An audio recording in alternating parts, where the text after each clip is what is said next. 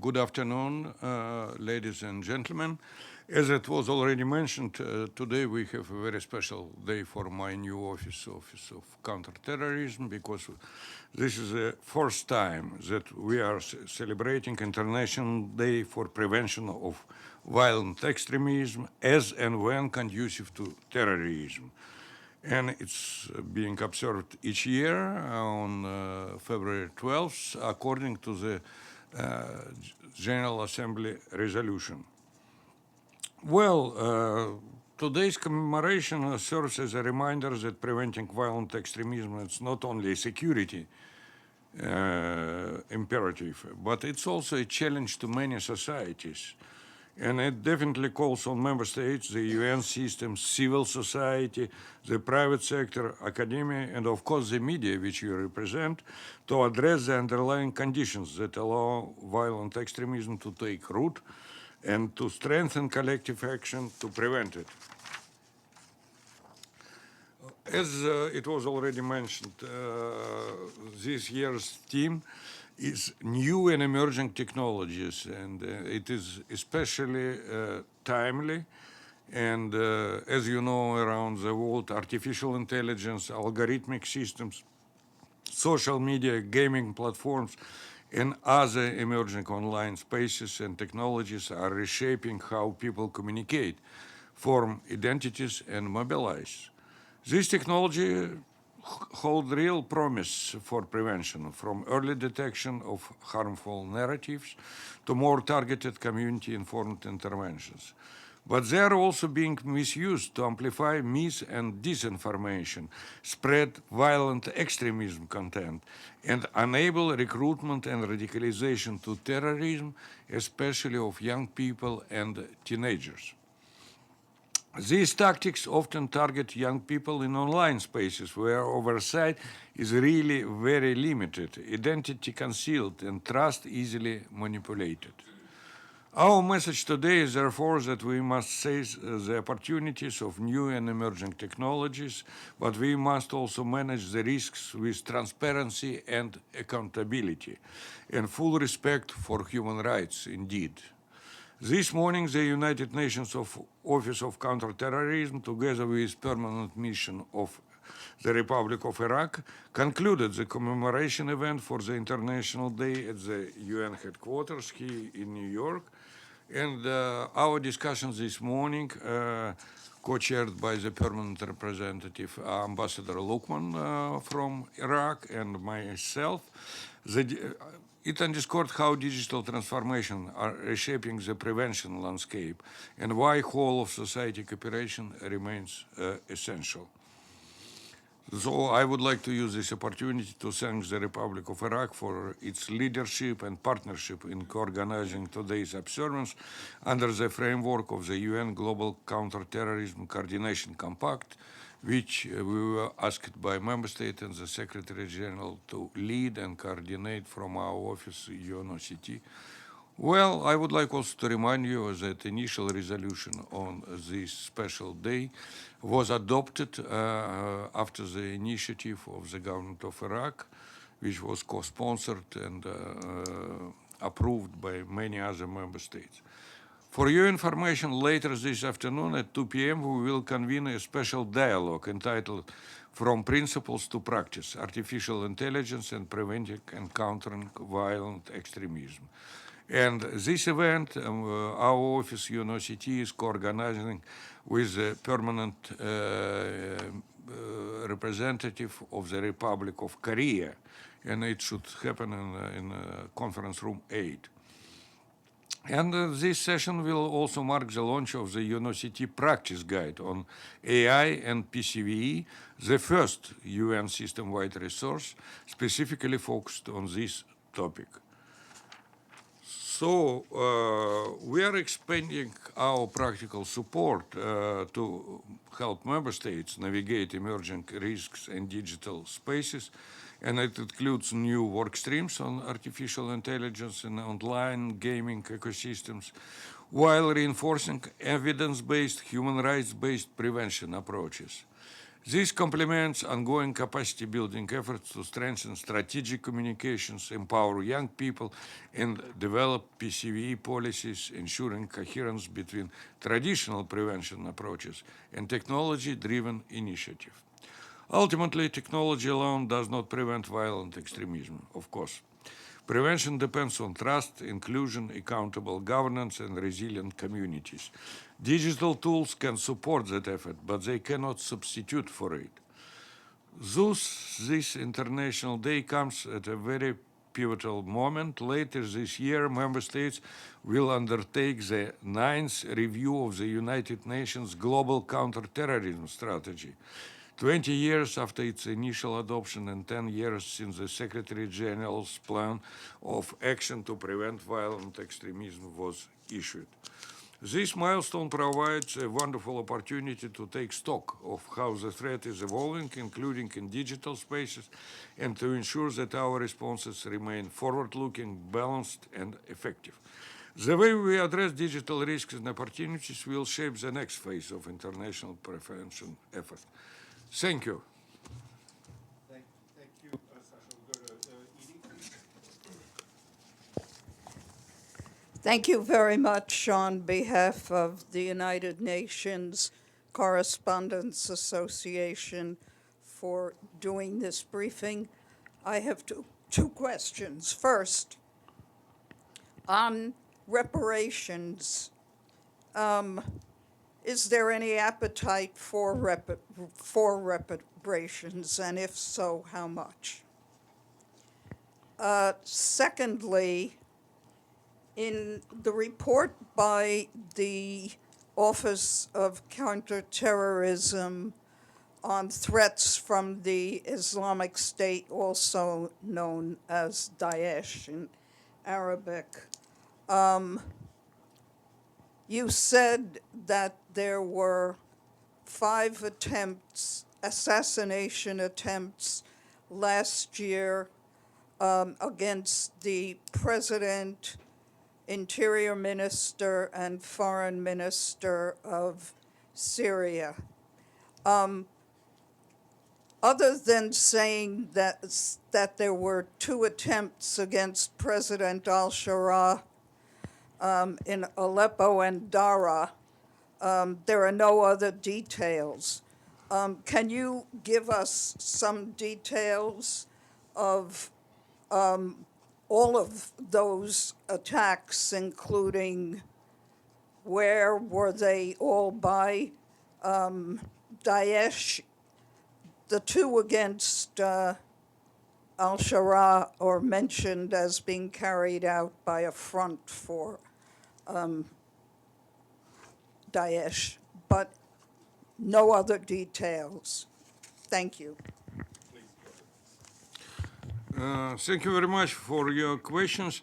I mean, regarding Daesh in Syria, I mean, as you know, we have the highest numbers of former terrorist fighters, both in camps, but some of them still operating, especially in northeastern Syria.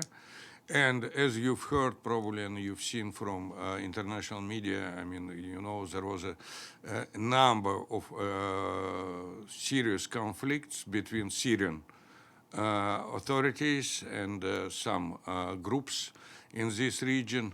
Well, we are working right now, and the government of Iraq is our partner of choice, I mean, you know, on repatriation of many of these former terrorist fighters, but especially their families, women and children. And we still have tens of thousands of former terrorist fighters and their family members in the region. And they are not only from Iraq, Syria, you know, neighboring countries of Middle East, but many of them are from Europe and from Central Asia, Russia, and some other regions, you know. Well, we had a special event, and maybe some of you attended it. I was privileged to co-chair with the president of Iraq during the General Assembly, high-level segment, a special conference on Al-Hol, refugee camp and also surrounding camps, I mean, you know, which basically are hosting right now many of these former terrorist fighters. Well, it's work in progress. I believe, right now there is a definitely there is a repatriation or deportation of some of former terrorist fighters. I mean, and the government of Iraq is very much involved. And right now, other detention facilities are using them, and they are being moved from northeastern Syria to different parts of Iraq. But also, the intent is, you know, to repatriate it. But obviously, there are some problems with the repatriation. Well, regarding the specifics of assassination attempts, which you mentioned, well, we can share with you, and I can ask my colleagues. We have a newly established office in Baghdad right now, which covers also Syria and northeastern Syria. You know, they definitely have a lot of very specific information, which we didn't include in the Secretary General's report on threats posed by Daesh, you know, terrorist threats and all other things. I mean, in terms of reparations, I have a point of clarification. I mean, reparations for whom and in which country you exactly mean? Because definitely in certain cases, I mean, we know that there are some reparations, I mean, to victims of terrorism. And just 2 months ago, I was in Rabat, and together with Foreign Minister of Morocco, His Excellency Bouriti, I opened a special conference of victims of terrorism, and I had separate meetings, kind of private meetings with some victims who attended this big conference. It was not Moroccan conference, it was all of Africa conference, and we had ministerial level, we had many ministers from many member states over there. We discussed obviously the issue of social rehabilitation, of reintegration, reparation of victims. It represents a big challenge, and it's different in different countries. I mean, you know, that I definitely talked with some victims, you know, who were assisted by their host government, by their country. But we also witnessed a number of situations where there is no such assistance provided. Just as a quick follow-up, can you make sure that we get more detailed information on the 5 assassination attempts? Well, definitely, we will try to obtain more information because, as you understand, I mean, every case, and we have thousands of cases globally, I mean, you know, including some attempts of political assassination by terrorist groups. But we will find out and we'll share this with you in due course. Thank you. Ephraim, Arab News. Thank you so much, Ephraim Kosaifi, Arab News. We have been talking about the need for repatriations for years and years. Can you remind us what is slowing this process down again? Why has there not been enough repatriations, A? And B, can you tell us how you're addressing some of the European nations' argument that these former Daesh members and terrorists cannot be tried in their own countries because they committed the crime in another country, in this case Syria and Iraq? How are you countering this very famous argument as well? Thank you. Well, there are different reasons which slow down or even sometimes prevent repatriation and rehabilitation, you know. And it's definitely there is a certain legal vacuum, I mean, you know, when national legislation in countries where these former terrorist fighters are hosted right now, I mean, you know, is very different from their countries of origin, where the legal frameworks are different. It's not a secret. We know that some of countries even stripped their citizens who were part of Daesh terrorist groups, I mean, of their citizenship, and definitely it does not help, I mean, repatriation and reintegration. Secondly, we definitely distinguish two different groups. There are former terrorist fighters, and they also should be investigated. We cannot label everybody, I mean, who is in the camp Al-Hol or any other similar camps, I mean, because it should be investigated. If they committed some crimes, they should be prosecuted according to national or international standards of prosecution and the law. But there are also, as I mentioned, there are many women, mostly former wives or real wives right now, with many children and coming from different countries.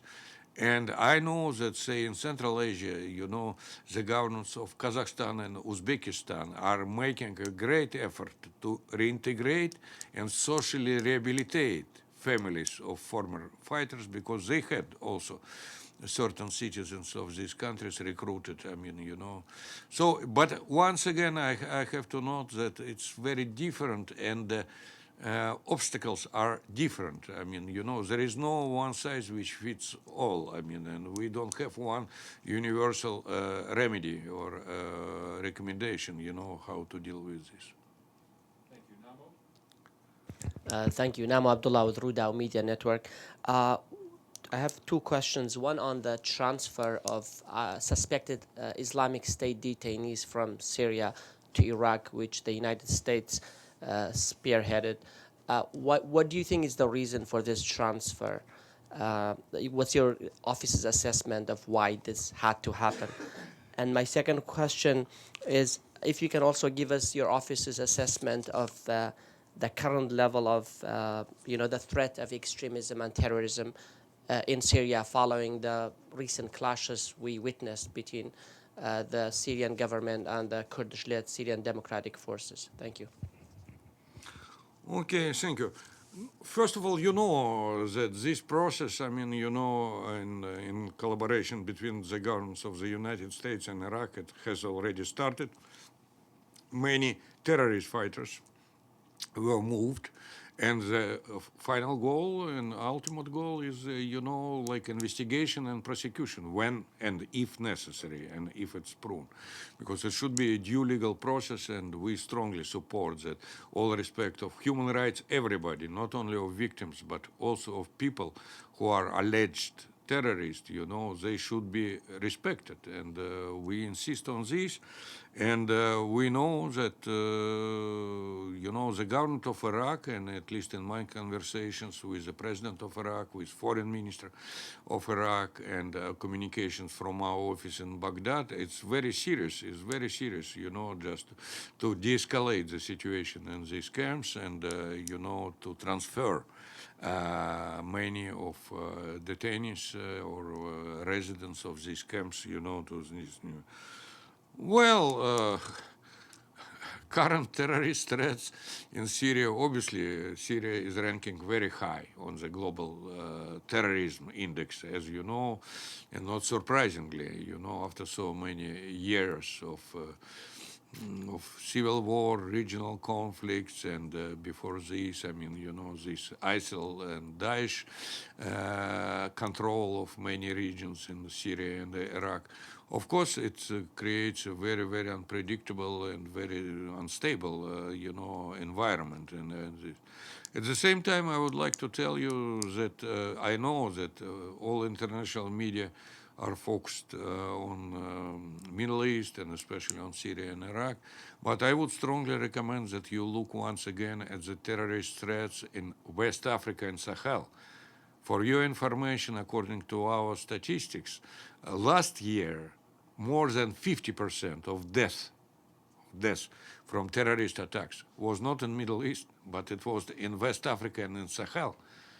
And if you are interested, I mean, we definitely also later on, I mean, I don't remember by heart all statistics, but I can tell you it's more than 50%. And I can only refer you to the Secretary General's briefing to the Security Council, which my office prepared. It was back in November. And we fully briefed Security Council members on all threats, specifically coming and emerging and looming in this part of Africa. It's West Africa and Sahel. Thank you. Please go ahead. Thanks, Steph. Thank you so much, sir, for doing this press conference. Alexei with the RIA Novosti News Agency. I have a question about the money. How do budget cuts affect your office's work, and do you believe that it also affects the global security? Thank you. Well, it's an interesting question. As you know, we are living through the times of budget austerity and budget cuts, especially of our assessed budgets. Obviously we are affected, as all other parts of the UN, and we lost almost a dozen of professional positions in my office. We have to relocate 6 staff members right now to lower cost duty stations, 5 to Budapest and 1 to Madrid. And we still have to wait. I mean, you know what happens right now. We accommodated all this downsizing process and all these reallocation processes, but we are definitely watching with a great deal of interest. I mean, you know, what will be the next budget decisions, because as you know, liquidity crisis of the United Nations budget is still here. And we have to not only to be prepared, but we should do some contingency planning. We are working on this, but this I don't want to discuss here because it's too premature and too early. I mean, you know, but trust me that we have a certain scenario-based analysis of budget implications, of liquidity crisis and shortage of cash. At the same time, we are in good hope that member states will still one day pay in full and all their assessed contributions, and this will help enormously us to rectify. In terms of impact on global terrorist situation, I would like to remind you, our office is playing very important role. Coordinating 45 UN and non-UN agencies from the Global Compact on Counter-Terrorism, and some of them are not UN, like Interpol. Interpol is our partner in this process, you know. But the issue is, you know, in addition to this coordination, in addition to very important capacity building for member states, which we do at their request, major efforts to combat and to exterminate terrorism should be done at national and regional level, you know, and we cannot claim, we don't have any law enforcement officers, I mean, you know, in my office. We have some former law enforcement officers who are in charge of coordination and all this. But once again, in my view, there are other drivers of global terrorist threats, not only UN budget cuts, I mean, you know, which definitely we regret if there are some budget cuts. Indeed, Abu Sufyan, and I get you. Please, go ahead. Thank you so much. I have a different question. For many, many years, the UN has been calling for free, fair, and credible election in Bangladesh. Following the departure of fascist Sheikh Hasina, the world has witnessed today what is being described as a free and fair election in Bangladesh. How do you plan to work with the incoming elected government what has won this election? Abu Sufyan, I think that's a question for me that we'll take afterwards. After Mr. Zouev is done, I'll do the regular briefing. Okay. Yes, please, Evelyn, and then we'll go to the back. Hello, I'm Evelyn Leopold. When you mentioned West Africa and the Sahel, are you encountering in any way the Wagner militia or what they call themselves now? Well, interesting question. I mean, first of all, to the best of my knowledge, there is no more Wagner as a private security company, including in West Africa and Sahel. They did operate, I mean, you know, in the past, as we know and as we heard, and we have very strong empirical evidence from our former peacekeeping operation in Mali, MINUSMA.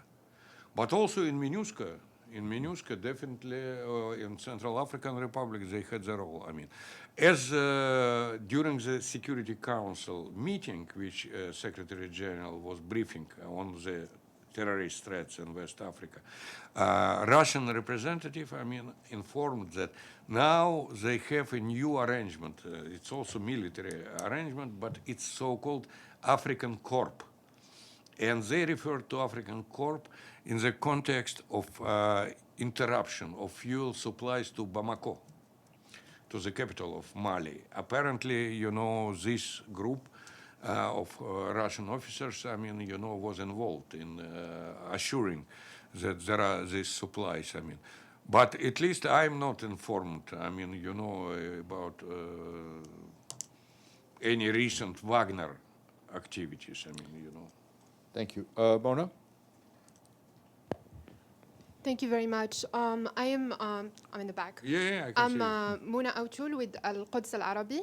Since today is about prevention, we're looking at the situation in the West Bank. Do you see land and water confiscation as a dangerous root cause of radicalization? And what type of legal protections you suggest to protect the people over there? And thank you. Okay, thank you very much for your question. I should mention that definitely access to natural resources may be one of root causes or drivers of violent extremism, even conducive to terrorism, and definitely the situation is very, very difficult. I mean, we have to distinguish. There are certain PV or CT dimensions, but there are also humanitarian dimensions, as you know very well, and especially in the West Bank, where there are huge humanitarian needs, and different parts of the UN humanitarian response team, led by OCHA. It's another department. I mean, they have better picture of what's going on the ground. We don't have any field presence in these countries, but we are looking and we are discussing. I mean, I can tell you that I visited not long time ago Doha and Riyadh and some other places, you know, and we definitely discussed, you know, that what are the threats and looming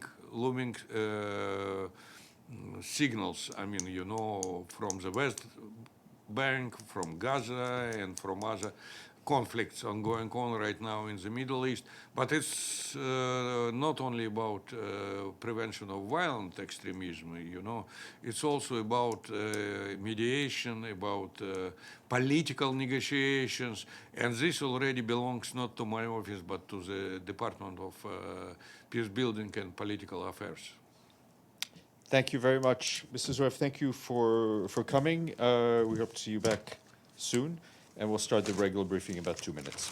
Thank you very much for your attention and very interesting questions and very relevant questions. Thank you. It's always very interesting questions. Okay, yeah, that's all. Take care. Take